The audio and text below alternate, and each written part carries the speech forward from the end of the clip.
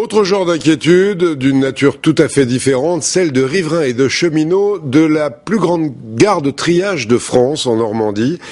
Une gare à Sotteville-lès-Rouen où la SNCF apparemment laisse des centaines de locomotives à l'abandon sur les voies, une sorte de cimetière de locomotives alors qu'elles sont en état de marche. À Sotteville, Axel Cariou et Julie Hulin.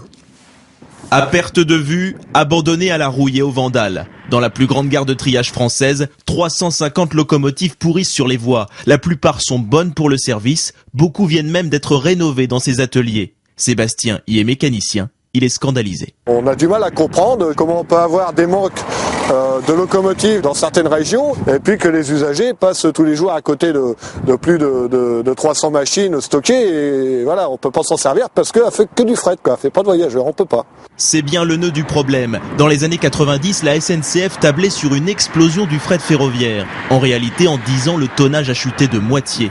À Sotteville, où presque chaque famille compte un cheminot, on s'indigne. J'en pense qu'ils gèrent mal.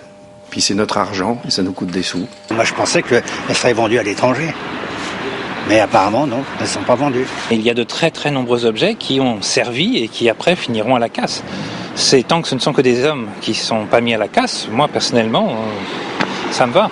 L'avenir du site, tout le monde s'en inquiète. Il y a 30 ans, la gare voyait passer 2000 wagons par jour, à peine une centaine aujourd'hui. On a largement le temps de les tailler, parce qu'en l'occurrence, il y en a quasiment plus, quoi.